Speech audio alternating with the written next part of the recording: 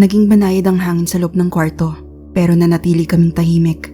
Ni hindi pa rin naaalis ang titig ni Dana sa akin. Ako ang unang bumigay. Napahinga ako ng malalim, sabay pikit at hilot sa sentido. Mukhang isang nilalang nga ng liwanag ang kalaban natin. Yun nga lang ay hindi ko alam kung ano. Tugon ni Riego. Hindi na nakapagtataka yan, Mara. Mahiyain talaga ang mga puting engkanto. Kadalasan, hindi sila nang gugulo o pumupunta sa mundo ng mga tao nang walang dahilan. Ikaw ba, Dana? Pwede ka bang magsagawa ng iba pang ritual? Kailangan ko munang maghanda ng husto. Uulitin ko ang ritual sa ganap na kabilugan ng buwan. 2 gabi iyon mula ngayon. Kailangan kasi nating mag-ingat, Riego. Hindi pa natin sigurado kung sino talaga ang kalaban. Ang alam lang natin, may kapangyarihan siyang likas na kasalungat ng sa atin. Mabuti nga at agad kong naputol ang tangka kong pagkonekta sa kanya. Kung hindi, matutunto niya tayo rito. Sagot ng danag. Sabat ko naman. Pero hindi tayo pwedeng maghintay nilang ng walang ginagawa. Magpapatuloy siya sa pagpatay ng mga vampira. Mauubos tayo kung ganito. Napalingon sa akin ang tiyuhin ko. Sabi niya, Kilala kita, Mara. Anong binabalak mo? Gagawin kong pain ang sarili ko. Palulutangin ko ang kalaban.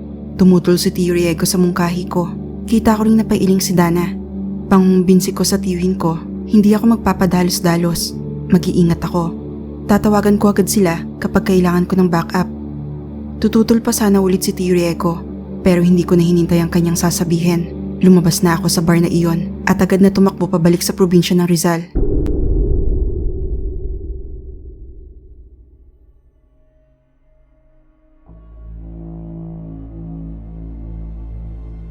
Ginamit ko ang sabulag ni Tio Diego. Para sa ibang tao, ang itsura ko ay isang lalaking taong grasa. Pumunta ako sa barangay kung saan may pinakamaraming napatay na mga vampira. Wala na akong maramdamang kakaibang aura. Tahimik din ang paligid dahil pasado hating gabi na. Pero hindi ko ibinaba ang depensa ko. Alerto lang ako naglalakad-lakad sa kalye. Malakas ang kutob kong nasa paligid lang ang hinahanap ko. Ilang minuto pa, hinayaan kong bumalandra ang madilim kong presensya.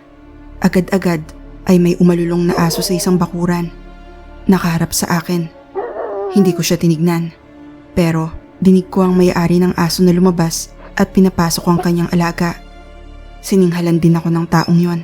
Umalis na raw ako at baka sakmalin pa ako ng aso niya. Akala siguro umalulong lang ang hayop dahil nanibago sa itsura ko. Nagpatuloy ako sa paglalakad. May nakasalubong akong isang babaeng mukhang papauwi galing trabaho. Lumihis siya ng daan nang makita ko na isang taong grasa. Hindi ko rin siya pinansin. Nagpatuloy pa ako. Hanggang sa marating ko ang kanto ng kalyeng iyon, lumiko ako. Kita kong madilim ang bahaging iyon ng daan. Subalit, agad din ako napahinto ng may maramdamang kakaibang presensya. Nakamoy din ako ng samyo ng dalandan. Lalo kong inalerto ang sarili ko. Ilang sandali pa ay naramdaman ko nang pumapalapit ang kung anong nilalang sa akin. Kinontrol ko ang aura ko. Ibinalot ko iyon sa buong katawan ko. Hinalo ko roon ang dilim at liwanag mula sa kalooban ko. Mabilis na lumalapit ang kung anong nilalang mula sa likod ko. Tuloy-tuloy lang ako sa paglalakad. Nagpapanggap na hindi ko siya napapansin. Hanggang sa maramdaman ko siyang lumundag papunta sa akin. Kinuha ko na ang tiyempong iyon. Bigla akong humarap sa kanya at nagpakawala ng isang suntok. Tumama ang kamao ko sa tagiliran ng isang lalaking may espada. Espadang nakamba na dapat sa akin. Tumilapon siya at bumangga sa isang sementong bakod. Tinignan ko ang lalaki. Katamtaman ng pangangatawan pero napakatangkad. Siguro ay nasa 7 o 8 talampakan. Napakagwapo rin, mistiso. Parang taga-Europa kung titignan. Ginto ang buhok at asul ang mga mata. Naglalabas din ng kakaibang liwanag ang buo niyang katawan. Kumpirmadong isang puting engkanto. Sino ka? Anong kailangan mo sa amin? Bakit mo pinupundriya mga kasama ko? Bulalas ko sa kanya. Pero hindi siya nagsalita. Sa halip ay tumayo siya at mabilis na sumugod sa akin. Madaya, may espada, patalim na kamukha sa gamit ng mga sinaunang kabalyero. Napakalaki at malapad. Wala akong magawa kundi ang umiwas kada wasiwas niya nun. Ramdam ko ang nag-uumapaw na enerhiya ng liwanag mula sa talim nun. Siguradong tapos ako kapag tinamaan ako. Tuloy-tuloy ang pag-atake niya sa akin. Hindi ako makahanap ng butas sa kanyang tindig. Isang lehitimong mandirigma ang kaharap ko. Isang wasiwas pa niya ay lumundag na ako paatras. Subalit, hindi ko na malayang nasa likod ko na pala ang isang posteng may pundidong ilaw. Nabangga ko roon ang likod ko. Nakaumang na ang espada niya sa akin. Hindi na ako makakailag.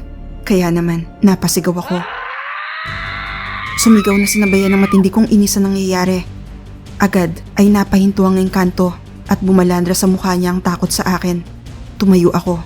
Hinayaan ko pang kumawala ang mas matitindi kong emosyon. Gusto kong matakot siya. Manghilakbot siya. Manikluhod siya sa harap ko. Nanginig ang engkanto at napatras pa ng ilang hakbang. Subalit, may natitira pa ring determinasyon sa kanyang mga mata. Kaya naman, humiyaw na ako. Hiyaw ng isang mabangis na halimaw at hindi ng isang dalaga. Doon ay tuluyang bumigay ang engkanto. Napaupo ito at nabitawan ng espada. Kinuha ko ang pagkakataong iyon. Mabilis ko siyang nilundagan at sinaksak ko ng mga kuko ko ang kanyang dibdib. Ang kaso, mabilis ko ring hinugot ang kamay ko. Napakainit, napakahapde. Naloko na. Nalason yata ako ng kanyang kalikasan bilang engkantong puti. Naramdaman kong gumagapang ng mabagal ang enerhiya ng engkanto sa braso ko. Napalingon ako sa kanya. Nakita kong bumulagta siya ng tuluyan sa sahig. Tumatagas mula sa kanyang sugat ang gintong dugo. Hanggang sa nagulat na lang ako nang bigla siyang naglaho. Naglaho rin pati ang kanyang nabitawang espada. Ang naiwan na lang ay ang kakaiba niyang amoy dalandan. Bagamat pati iyon ay unti-unti na ring nawawala.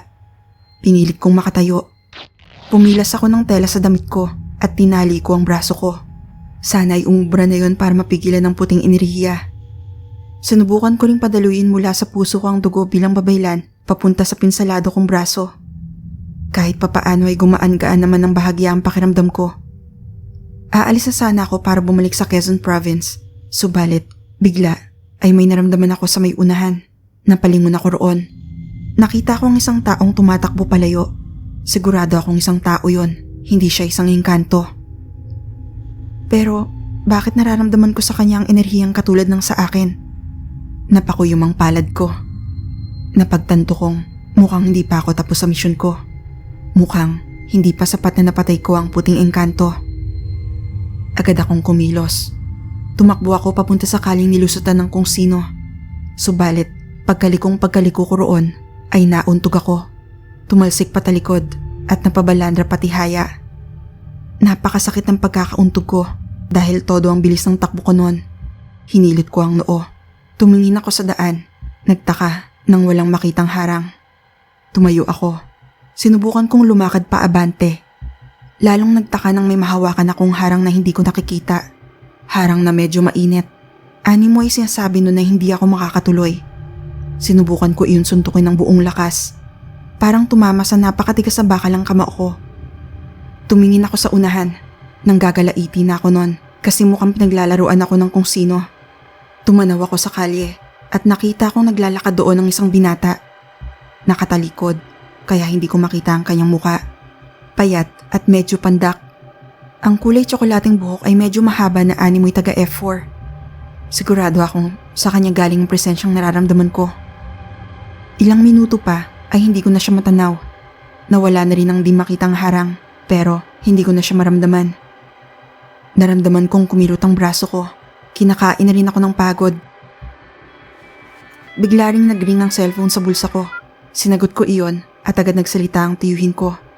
Tinatanong kung nasa na daw ba ako. Sagot ko, Pabalik na ako dyan, Chong. Diyan na tayo mag-usap. binaba ko ang cellphone at kumilos na pabalik ng Quezon Province. Pinipilit ko lang na kontrolin ang pagkalat ng enerhiya ng kalaban sa sistema ko para hindi ako bumulagta sa kung saan. Yan ang sinasabi ko sa'yo. Napakatigas ang ulo mo. Palagi na lang ganito ang inaabot mo eh. Masyado ka kasing padalos-dalos. Sa susunod yan talagang mamalasing ka na eh. Alam ko ng sermon ni Tio Riego ang dadatnan ko pagbalik. Dinadaan-daan ko lang siya sa pangiti-ngiti para kumalma. Effective naman kasi hindi niya talaga ako matiis. Agad ding lumambot ang kanyang itsura at hinayaan si Dana na gamutin ako. Sabi ng danag, Mara, gagamitin ko ang itim na kapangyarihan para kontrahin ang puting enerhiya sa katawan mo. Itago mo muna sa puso mo ang dugong babaylan mo para hindi niya kalabanin ang kapangyarihan ko, maliwanag? Tumango ako. Tinaas si Dana ang manggas ng damit ko. Pagkatapos ay nilapat niya ang isang palad sa balikat ng pinsaladong braso. Doon din ay nakaramdam ako ng malamig na presensyang dumadaloy sa kalamnan ko. Sa simula ay maginhawa iyon sa pakiramdam. Subalit, nang makasalubong na nito ang puting iniriya ng kalaban, ay napadaing na lang ako sa matinding hapde. Napakasakit. Pakiramdam ko ay sasabog na ang braso ko sa pagsasabunutan ng dalawang magkasalungat na enerhiya sa loob. Hanggang sa hindi ko na napigil ang sarili ko. Napahiyaw ako. Di sinasadyang nakapagpakawala ako ng damdamin. Basagan lahat ng mga babasaging bagay sa kwartong iyon. Si Tio Riego at ang mga mandurugong umaalalay kay Dana ay napaupo sa sahig.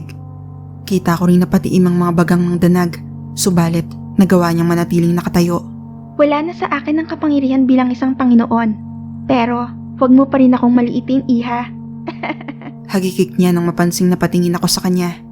Naisip ko tuloy na, siguro, doble-dobleng dilubyo kung hindi umanib sa amin ang babaeng to.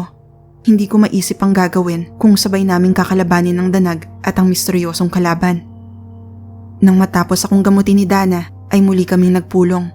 Medyo nananamlay pa rin ako, pero banayad naman na ang pakiramdam ko. Sinalaysay ko sa kanila ang lahat ng nangyari, ang tungkol sa puting engkanto at ang tungkol sa misteryosong tao. Napailing si Dana. Pahayag niya, Unti-unti nang nagiging maliwanag sa akin ang lahat. Bagamat hindi pa rin ganun kasigurado, pero hinala ko, isang albularyo ang kalaban natin. O di naman kaya, isang babaylan. Ang iba sa mga babaylan ay may kakayahang magtawag ng engkanto para umanib sa kanila. ang totoo, naisip ko na rin ang posibilidad na iyon. Tinatanggi ko lang kasi hindi ko matanggap na kakalabanin ako ng isang kalahi ni na Lola Amparo. Sabi ko kina Tio Riego, Chong, matino namang kausap ang karamihan sa mga babaylan. Hindi naman sila papatay ng mga nilalang ng dilim ng walang dahilan. Tugon naman ang tiyuhin ko. Pasensya na kung may bubuhayin akong sugat sa kalooban mo, Mara. Pero isipin mo ang Lola Lucita mo. Napasandal ako sa kinaupuan. Nagkuyom din ang palad ko. Mabuti na lang at napanghawakan ko ang sarili ko. Naintindihan ko ang pinaparating ni Tio Riego. Hindi lahat ng mga nilalang ng dilim ay masasama tulad namin. At hindi rin lahat ng mga babaylan ay mabubuti. Natahimik ako. Natahimik din ang lahat sa tanggapan ni Dana. Nabasag lang ang katahimikan na magsalita ang danag. 2 gabi mula ngayon. Kabilugan ng buwan. Magtipon tayo ulit dito. Doon ko gagawin ang ritual para matunto ng kalaban natin. Kung isa nga siyang babaylan, walang dahilan para hindi mag-ingat. Kikilos tayo, batay sa kung anong resulta ng ritual na iyon. Tumango ako, pero agad din akong tumayo at nagpaalam. Dana, huwag mo sanang masamain. Pasensya na rin, Chong. Alam mong ayoko sa ganitong lugar. Doon na lang ako maghihintay ng kabilugan sa Laguna. Doon muna ako sa boarding house. Naiintindihan naman ng tiyuhin ko ang pinapahiwatig ko. Subalit, pinigilan ako ni Dana. Pinaghintay niya ako sandali at bumalik siya bitbit ang isang itim na kristal at isang pulseras na gawa sa mga pulang bato. Inabot niya ang mga iyon sa akin. Mara, suotin mo ang pulseras at ilagay mo sa kwarto mo ang kristal. Ang pulseras ang proteksyon ng katawan mo, habang ang kristal ang depensa mo sa tinutuluyan mo. Mainam ang mga yan para hindi ka malapitan ng mga nilalang ng liwanag. Hindi rin yan dapat mahawakan ng ordinaryong tao. Maaari silang mawalan ng malay. Tinanggap ko ang mga iyon. Initian ko ang dating kalaban namin. Sinuot ko ang pulseras at ibinulsa ang kristal. Pagkatapos ay agad na akong umalis noon pabalik ng Laguna. Pasikat na ang araw, kaya kailangan ko magmadali. Dumaan lang ako ng tsokolating pasalubong ko sa mga bata, tapos dumiretso na ako sa inupahan kong kwarto. Nakiramdam ako ng maigi. Hindi naman ako nasundan. Humilata ako sa kama ko. Nilagay ko sa ilalim ng una ng itim na kristal. Kailangan ko magpahinga. Mukhang magiging masalimuot ang mga susunod na pangyayari.